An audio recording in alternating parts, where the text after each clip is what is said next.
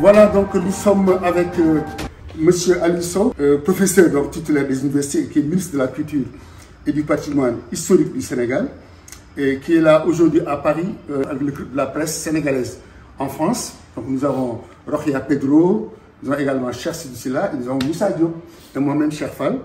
Et donc pour cet entretien de quelques minutes avec Monsieur le ministre, pour d'abord vous dire bienvenue en France et surtout pourquoi vous êtes là. Merci beaucoup. Permettez-moi d'abord de me réjouir de cette rencontre avec les compatriotes de la presse sénégalaise à Paris, mais surtout revenir sur d'abord la chronologie des raisons de notre présence pour mieux éclairer les options du président de la République. Je suis venu à Paris avec le ministre porte-parole du président de la République, le ministre Yoro Dia, et le poète, écrivain et commissaire, secrétaire général du mémorial de Gorée, Amadou Lamine Sall, avec l'ambassadeur du Sénégal à Paris, et nous serons rejoints par la directrice des arts. En effet, bien avant cet événement triste relatif à la perspective de vente aux enchères d'objets appartenant au premier président du Sénégal, de feu Léopold Sédar Senghor, il y avait déjà une exposition sur plusieurs mois au musée Quai Branly Jacques Chirac sur Senghor et les arts, réinventer l'universel.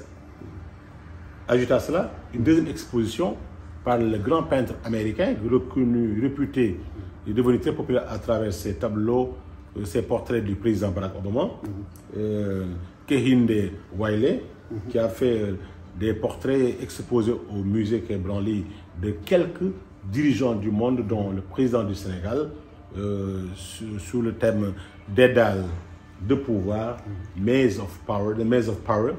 Nous étions venus, d'abord le président nous avait demandé de venir le représenter à l'exposition sur Senghor et les arts, qui constitue un grand moment de célébration de l'homme et de l'homme et son œuvre, son rapport à la question culturelle, politique, économique, mais également le rayonnement du Sénégal à travers sa culture, sa politique culturelle, sa diplomatie culturelle. C'est dans cette dynamique de voyage que nous devions effectuer qu'éclata cette nouvelle réalité relative à la vente aux enchères. Mais je tiens à vous dire aussi, surtout sur le plan chronologique, bien avant ce deuxième projet, il y a eu de cela 2 à 3 mois, un autre projet de vente aux enchères du véhicule que fait le président Senghor utiliser à Verson, qui était lié à un certain nombre de droits de stockage, de devoirs fiscaux non honorés, et que la solution pour les ayants droit, c'était de vendre aux enchères le véhicule. Quand le président l'a appris, immédiatement, un conseil de ministre a donné des instructions nécessaires et pris même sur ses ressources de la présidence, sans même pour éviter les procédures, en engageant l'ambassadeur à prendre langue avec les concernés pour mettre un terme à la vente aux enchères et acquérir ce véhicule à verser dans le patrimoine du Sénégal, comme c'est le cas de ce qui se passe avec le musée Senghor et tous les biens du président Senghor. Maintenant, quand cette information est parvenue au président de la République, il nous a donné instruction immédiatement de prendre dans les meilleurs délais les décisions, les mesures appropriées à l'effet d'arrêter la procédure de vente aux enchères d'une liste de 202 objets et de toutes sortes, allant des bijoux à d'autres objets, notamment des décorations militaires, des décorations extrêmement prestigieuses que le président Senghor a eues dans l'exercice de ses fonctions de chef d'État du Sénégal. Vous savez très bien que dans beaucoup de pays, il y a certaines distinctions parmi les plus élevées ou les plus élevées qui sont réservées exclusivement aux chefs d'État, aux souverains ou à des personnalités d'exception qui ont marqué de la manière la plus emblématique leur nation par des hauts faits d'armes. Donc, est-ce qu'il est possible de détacher cette décoration à la fonction présidentielle exercée ou au patrimoine de l'État concerné par la personnalité évoquée? Donc ce sont autant de choses qui ont fait que les gens étaient très émus au Sénégal de devoir voir une vente aux enchères d'autant de produits privés ou rattachables à l'État et à la République, comme ça se trouver entre des mains de quiconque, et le président de la République étant très attaché à la défense et à la préservation de l'honneur du Sénégal, de l'image du Sénégal, du prestige du Sénégal, de la fierté nationale. Ce n'est pas pour rien d'ailleurs que dans l'appellation du ministère, il a ajouté avec insistance la notion de patrimoine historique. Auparavant, il a même insisté sur la notion de recenser le patrimoine historique, de le digitaliser et de permettre à la jeune génération d'y accéder pour pouvoir vivre sa fierté et savoir que ce Sénégal a un passé glorieux qu'il va falloir valoriser, s'approprier et être décomplexé par rapport à toutes nos interactions au niveau mondial. C'est dans cette dynamique que l'ambassadeur du Sénégal a été saisi et est entré en contact directement avec Madame le commissaire priseur, chargée de l'organisation de la vente aux enchères. Et quand je suis arrivé sous ma supervision, les échanges ont été maintenus et nous avons obtenu sur la base de nos premières propositions l'arrêt de la vente aux enchères. Ce qui a fait que ce qui était prévu hier n'a été reporté, annulé.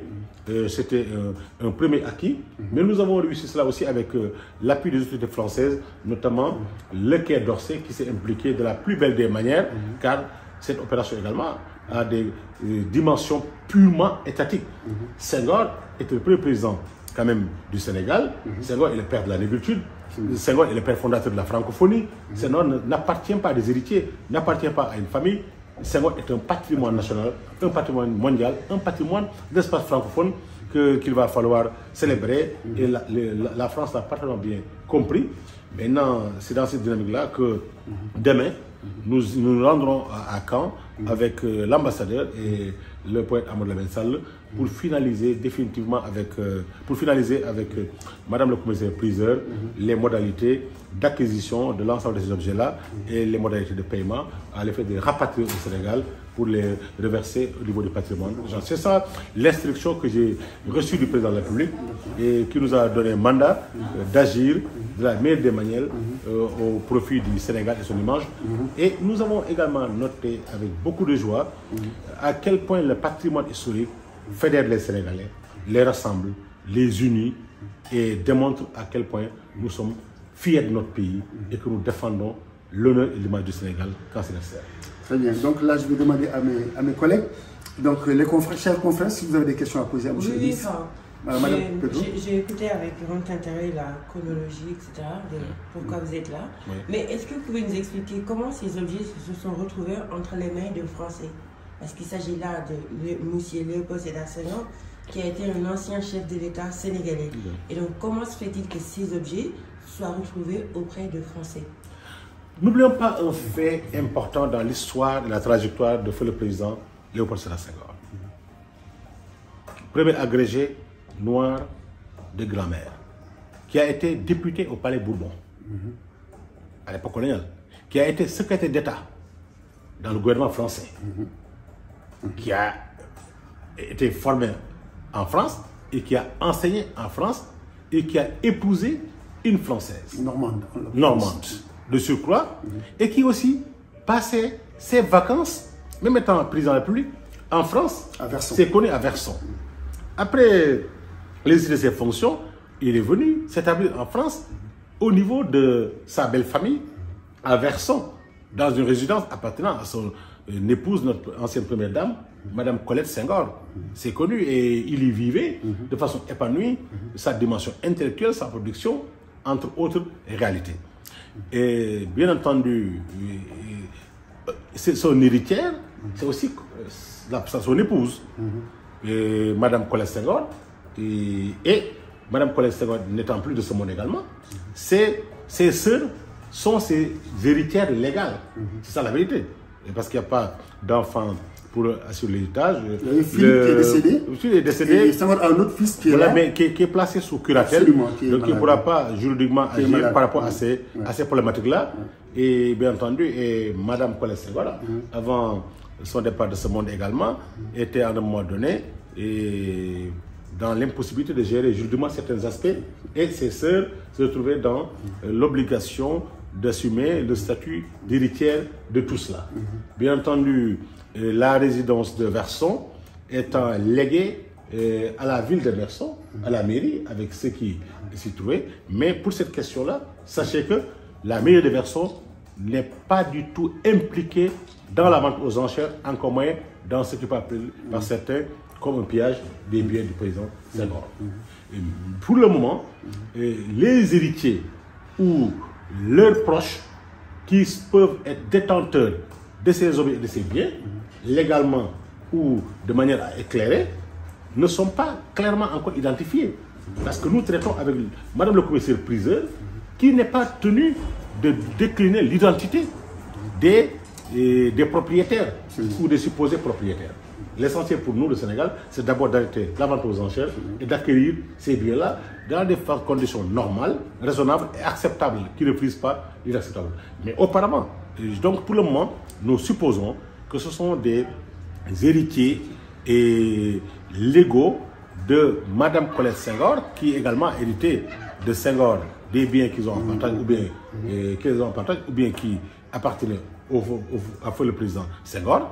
Donc là, il s'agit même d'ailleurs de ce que nous avons appris, des héritiers de 4e rang, dont certains peuvent même ne pas avoir des relations affectives directement avec Senghor. Peut-être qu'ils n'ont même pas partagé une vie directe ou des émotions fortes avec le président Senghor.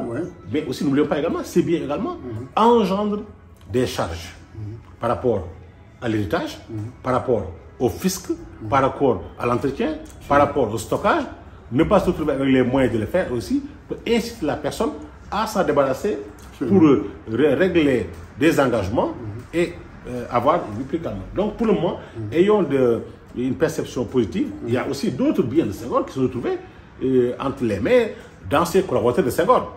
Voilà, ça on est en train de travailler sur ça pour les retrouver, évaluer le statut. C'est pourquoi d'ailleurs il est important pour le Sénégal de voir ultérieurement, avant d'autres développements, mais qui détient quoi et au titre de quel droit. Y a-t-il des actes notariés donnant pouvoir à ces derniers d'en jouir légalement ou pas? Est-ce que toutes ces questions sont réglées? Le gouvernement du Sénégal prend les dispositions nécessaires à l'effet d'éviter que de telles situations se produisent. Et d'ailleurs, pour rappel, il y a de cela 2 ans, un tableau peint par Pierre Soulange, qui est très connu, et qui est un ami de feu le président Senghor, un tableau qui a été vu par plusieurs personnes dans son bureau privé, mais s'est retrouvé entre les mains, de par des informations que nous avons, d'une amie à la sœur de Madame Colette Senghor. Et celle-ci l'a mis a organisé une vente aux enchères de ce précieux tableau de Pierre Soulange. Elle a vendu à 1 500 000 €. C'était un fait qui est là. D'où la pertinence des négociations. D'où la pertinence d'éviter ça. Et donc vraiment, pour le moment, les choses se passent très bien. Nous avons en face un commissaire priseur assez conscient des enjeux et qui ne verse pas dans le capitalisme primaire, mais qui prend en compte toute la charge émotionnelle et également les enjeux juridiques entourant cette problématique-là. Mais pour le moment, nous avons encore derrière des rideaux les personnes directement concernées par le contrôle et la mise en vente de ces objets-là. Mais bien entendu, tout cela sera clarifié car dans le cadre d'une coopération entre États, nous allons travailler à édifier tout cela et éviter, bien entendu, d'entrer dans un cercle vicieux. Car nous avons déjà appris qu'il y a d'autres biens du président Senghor, notamment sa bibliothèque personnelle, notamment la touche d'académiciens de Senghor qui reste encore introuvable, entre autres biens précieux ou des objets d'art qui sont détenus par d'autres personnes. Mais il faut qu'on voie, sont-elles des ayants droit? Comment elles ont pu accéder ou avoir le contrôle de ces biens? Là, je pense que ça devient maintenant une question d'État. Et l'État ami français nous soutient et nous accompagne dans cette procédure de préservation de l'honneur de la nation sénégalaise, des biens du patrimoine historique sénégalais, car Senghor est une incarnation importante de notre patrimoine historique et de notre narration nationale. J'imagine que, évidemment, il y a une collaboration entre l'État du Sénégal et l'État français. Mais ça va coûter quelque chose aux contribuables sénégalais. Oui, mais bien sûr, mais ça va coûter quelque chose aux contribuables sénégalais, mais pour un patrimoine sénégalais. Quand il ne s'agira pas d'acquérir des biens pour le plaisir d'un individu ou qui appartiendront à quelqu'un. Ça va être versé dans le patrimoine du Sénégal et mis dans des musées appartenant au Sénégal et à l'État du Sénégal, bien entendu. Mais pour le moment, sur ces questions, ces biens à acquérir, nous sommes quand même dans le raisonnable, honnêtement, dans l'acceptable. On n'est pas dans les excès. Et je pense que l'appui de l'État français, la compréhension positive de Madame le commissaire-priseur et de la personne l'ayant délégué à organiser la vente aux enchères participe bien entendu à une acquisition apaisée dans la meilleure des formes et bien entendu, et nous allons également anticiper, comme je l'ai dit, à titre préventif pour éviter une banalisation de telles opérations sur la mémoire de feu le président Senghor. Justement, M. Sow, justement en parlant de ça, ne pensez-vous pas qu'aujourd'hui il est temps de lever cette ambiguïté-là qu'il y a autour des cadeaux diplomatiques que reçoivent les présidents? Oui, le débat commence à se poser. Par rapport à nous tous, acteurs politiques, qu'est-ce qui relève de notre domaine totalement privé et ce qui relève du domaine public. Mais au Sénégal, pour le moment, on n'a pas encore une sorte de musée ou de cadre devant recevoir tout ce qui est acquis dans l'exercice de nos fonctions sous forme de cadeaux, une réglementation particulière pour dire que quand ça atteint tel niveau ou telle valeur symbolique ou telle dimension, c'est pour le patrimoine national ou c'est pour le patrimoine privé. Mais cela ouvre une brèche à la réflexion et je pense que chaque citoyen a le droit de donner son avis, son opinion sur la réglementation de tout cela. Mais tout le monde sait également que le président Senghor est réputé être un homme détaché du bien matériel et de l'argent. C'est un homme qui a préféré même passer pour un poète que pour président.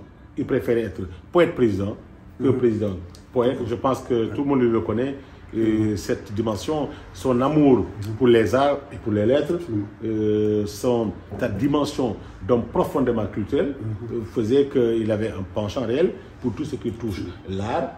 Il se préférait un tableau à des caisses d'argent. Voilà, c'est d'où toute la charge émotionnelle. Et je pense que tous les disciples de Senghor, les Sénégalais, d'ici et d'ailleurs, de partout d'ailleurs, sont d'avis qu'on doit préserver tout ce qui était en contact avec le président Senghor, tout ce qui reflète l'héritage de Senghor, son histoire, sa narration et son parcours. Nous sommes dans cette dynamique-là et quelque part, reconnaissons-le, le président Senghor fédère encore le Sénégal à travers les actions et les initiatives du président Macky Sall. Monsieur le ministre, vous avez donc pris l'engagement d'acheter ces objets d'art, mais quelle sera ensuite la suite? Quel sera le sort qui va être réservé à ces objets? Mais le sort est simple à présenter.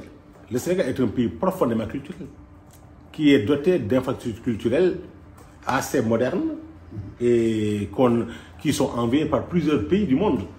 Nous avons aujourd'hui le grand musée des civilisations noires. Nous avons le musée Senghor.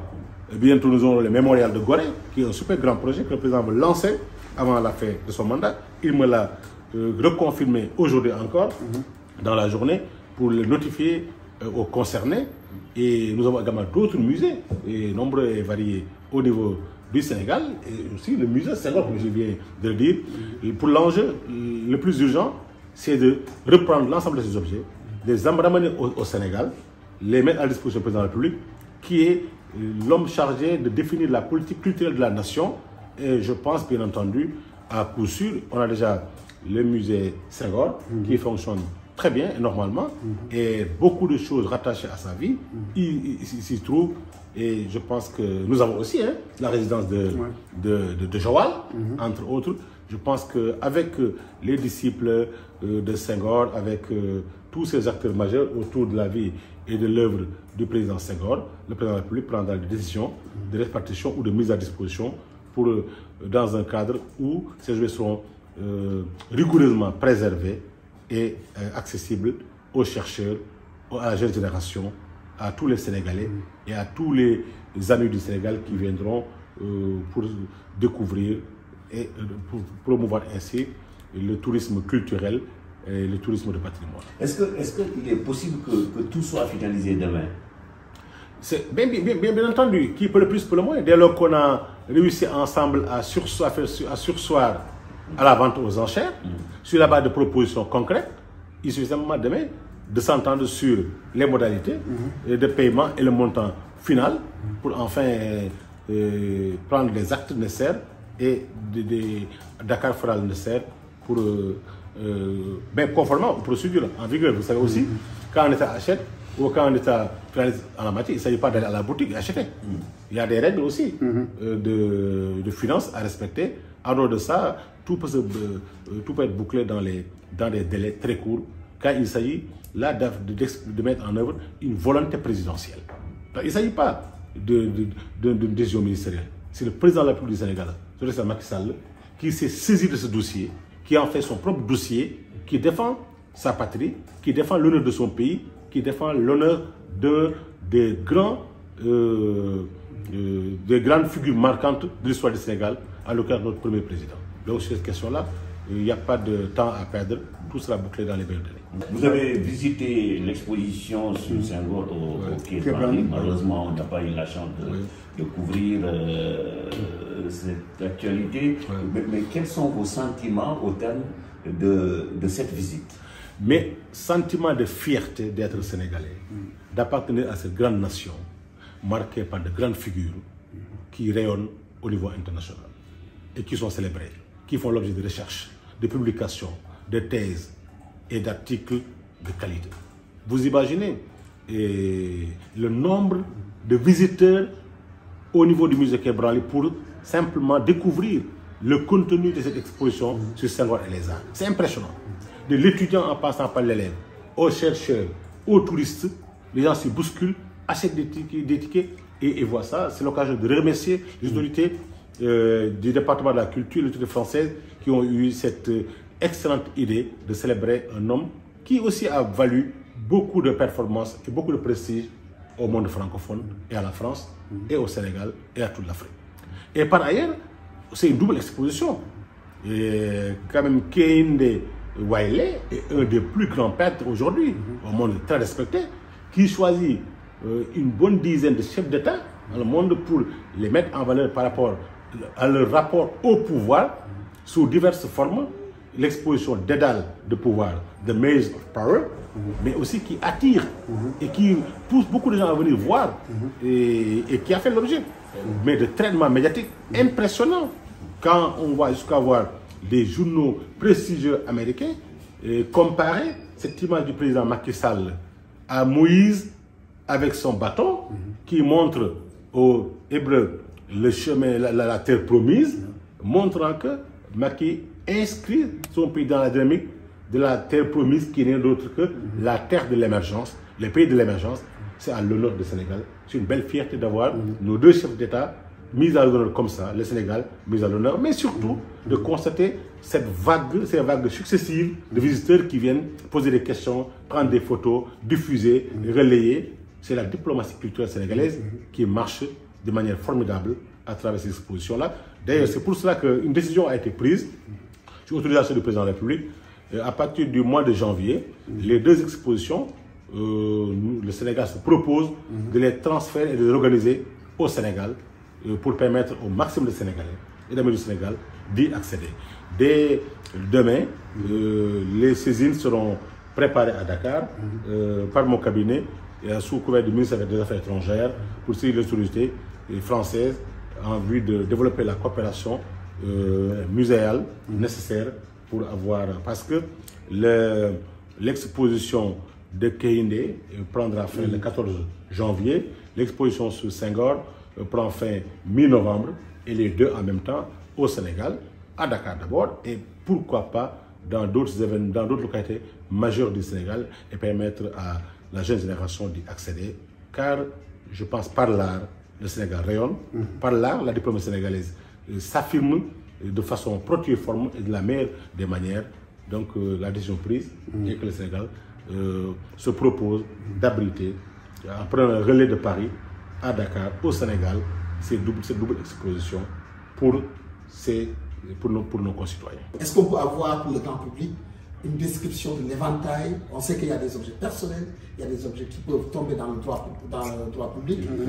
Qu'est-ce qu'on peut avoir l'éventail de ces objets-là, pour qu'on puisse savoir de quoi... Oui, mais il s'agit en fait d'objets à usage personnel, comme vous en avez, comme j'en ai, des bijoux, autre chose que chacun utilise au quotidien dans sa vie.